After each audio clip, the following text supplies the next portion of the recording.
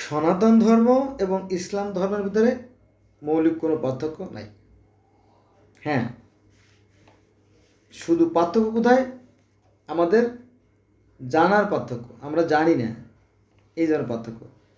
দেখেন যে আমাদের ইসলাম ধর্ম, যেহেতু আমি মুসলমানের সন্তান, আমাদের ইসলাম ধর্মে 4জন প্রধান ফেরেশতার কথা বলা হয়েছে। কয়জন? 4জন প্রধান ফেরেশতার কথা বলা হয়েছে। 1 নম্বরে আজরাইল, জিব্রাইল, ইসরাফিল, মেকাইল, 4জন ফেরেশতা। ঠিক সনাতন ধর্ম বা হিন্দু ধর্ম যেখানে আছে সেখানে ওই 4জনের কথাই বলা হয়েছে। একটা আছে ব্রহ্মা, বিষ্ণু, শিব, মহেশ্বর। অর্থাৎ একজন সৃষ্টিকর্তা, ব্রহ্মা হচ্ছে সৃষ্টিকর্তা, বিষ্ণু হচ্ছে পালনকর্তা, আর শিব হচ্ছে সংহারকর্তা।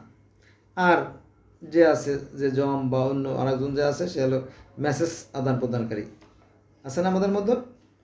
যেমন আমাদের আজরাইল রুহু কবজ করে, জিব্রাইল আল্লাহর সাথে মানুষের যে তথ্য আদান প্রদান করে, ইসরাফিল সিংহা নিয়ে বসে আছে, আর মেকাইল বৃষ্টি বর্ষণ, অর্থাৎ তিনি ওই যে জীবের সেবা করেন আর কি, বিষ্ণু। তো নামের বেলা পার্থক্য, কিন্তু মৌলিক যে কাজটা, মূল যে দায়িত্ব, তাদের কিন্তু কোনো পার্থক্য নেই। বোঝা গেছে? একজন সৃষ্টিকর্তা, একজন পালনকর্তা, একজন সংহারকর্তা। ব্রহ্মা সৃষ্টিকর্তা, বিষ্ণু পালনকর্তা, শিব সংহারকর্তা। ঠিক আছে? তো আমাদের ইসলাম ধর্ম তাই আছে। আজরাইল কি করে? আজরাইল হচ্ছে সংহারকর্তা।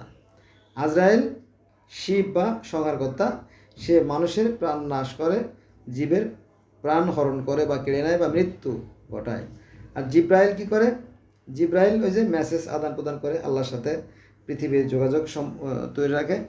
আর মিকাইল কি করে? বৃষ্টি বর্ষণ করে, খাদ্য উৎপাদন করে, বিভিন্ন জীবের খাদ্য বন্টন করে। যেটা করে কিনা? বিষ্ণু। বিষ্ণু যা কাউ করে, খাদ্য বন্টন করে বা তৈরি করে, মিকাইলও তাই একই কাজ করে। বোঝা গেছে বিষয়টা? বোঝা গেছে বিষয়? এই মানে তেমন কোনো পার্থক্য নাই। আমি আগে বলছি, আবার বলতেছি যে সনাতন ধর্ম আর হিন্দু ধর্মের মৌলিক কোনো পার্থক্য নাই, শুধু আমরা বুঝি না, জানি না। হ্যাঁ, এটাই শুধু পার্থক্য, আর কোনো পার্থক্য নাই। ধন্যবাদ সবাইকে।